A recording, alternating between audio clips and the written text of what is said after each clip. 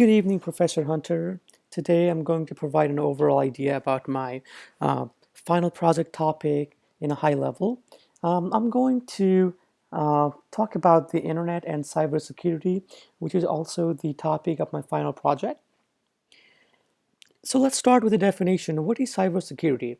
According to whatis.com, cybersecurity is a body of technologies, processes, and practices designed to protect networks, computers, programs, and data from attack, damage, or unauthorized access. In a computing context, the term security implies cybersecurity. So the overall idea of cybersecurity is to protect the information, the data, from the attackers, fraud, or the hackers.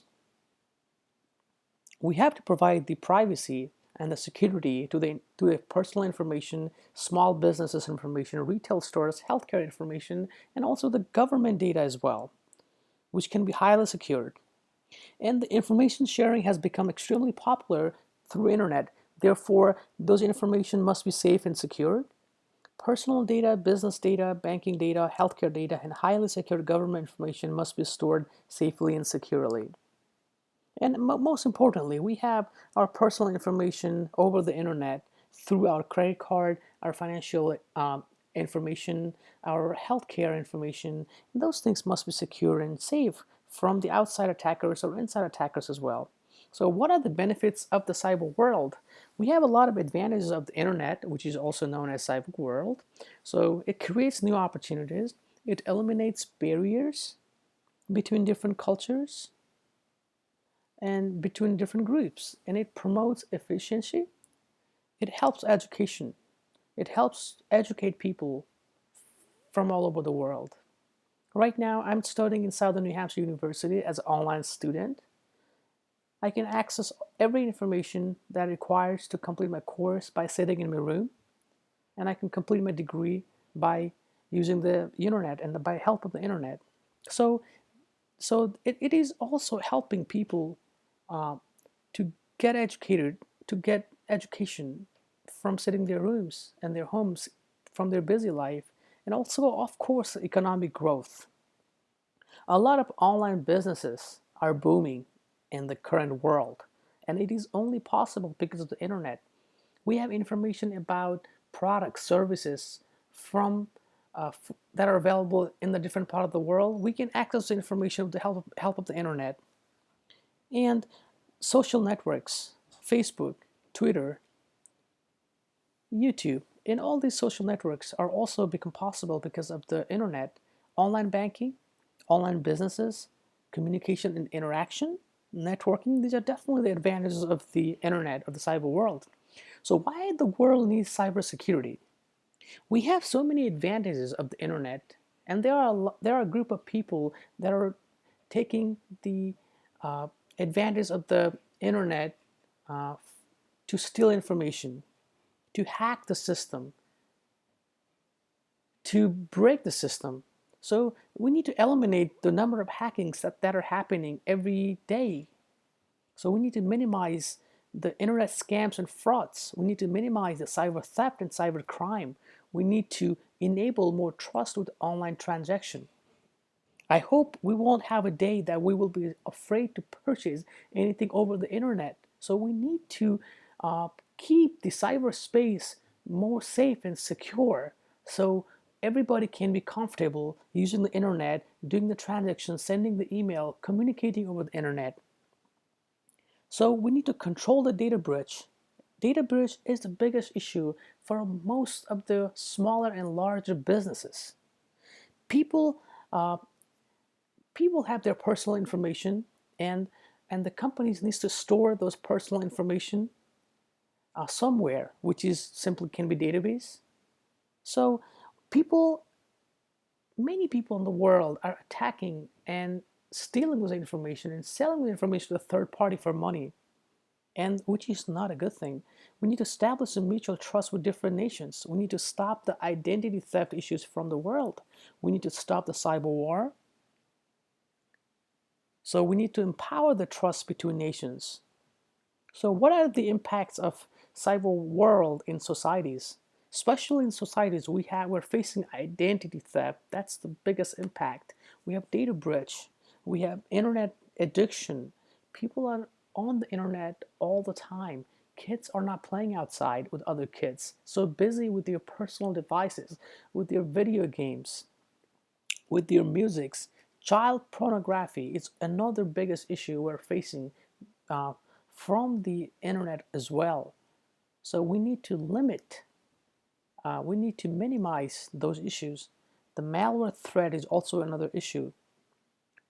Cyber loofing, uh, people are also being productive. People are also not being productive because they are using their internet service to browse uh, things that are not related to the work, which is minimizing the productivity of several employees also. So who is at risk of cyber attack?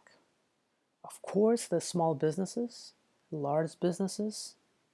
So there are very common attacks that are happening.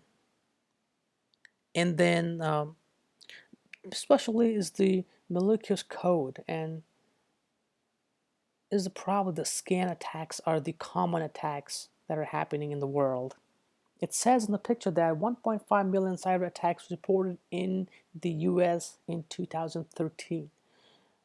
We can imagine if we could not stop those attacks, what would have happened?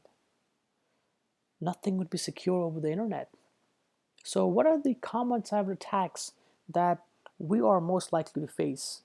Here are the list: network traveling worms, which simply travels from one network to another network, advanced persistent threats, socially engineered trojans, unpatched software, phishing attacks, password attacks, denial of services, malware, man in the middle, or raw software. Those are the common cyber attacks that we're most likely to face on an everyday basis. How can we reduce the common cyber attacks? There are various uh, steps that we could take to prevent those, to reduce those impacts, such as educating the users. If we're working in a company, we need to educate the employees, the users of the products, the devices they're using in a daily basis. We need to patch the management. We need to monitor. We need to have a cybersecurity team in each office to monitor the activities also from the employees, also from the outsiders. We need to have a strong password policy. We need to have a secure configuration system, a restricted system that only the authorized person can access that information or that building or that system. We need to have a control over the devices. We need to have a network perimeter defenses. So we need to have a protection for malware. And these are the uh, steps that we can do to reduce the cyber attacks from our own side. So what are the plans to protect information from cyber attackers? There are several things that are in progress right now. It's people can do everyday basis, such as you can have a strong password. You should not use the unknown Wi-Fi system when you're outside in a coffee shop or in a bus stop or in a airports. Those are the common steps that people are taking. But do we think that those are the enough? Uh, are these steps are enough to protect the cyber attacks? I don't think so. We need to have a stronger system. We need to have something that can not be break easily, such as face recognition password. I have seen few computers in the past which uses the face recognition password system. However, they are not very effective because the camera quality is not very well that can scan the face. However, we need to build in those systems, and we need to implement those systems to all the computers by 2020, that we are going to use a face recognition password system to protect our data, our business data, our personal data, or even to log into a system or computer or devices. So let's say the people without any disabilities can have additional password system, which is fingerprint. but people with disabilities can only use the face recognition password system. But we can also implement a double password protection system, which for people without the disabilities with the fingerprint things to log into their computers.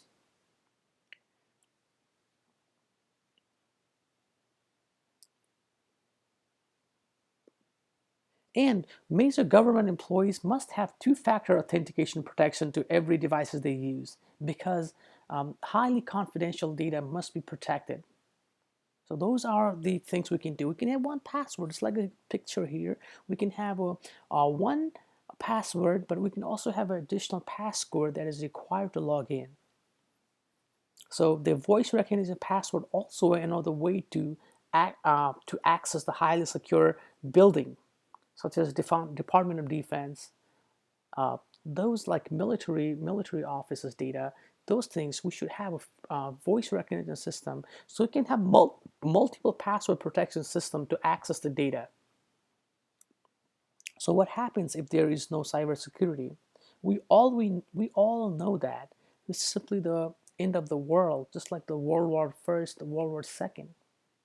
If we have a war, cyber war between different nations or between different groups, we're simply going to have a war, which will be the end of the world. So this is a very important factor. Cybersecurity is a very important aspect of uh, securing information.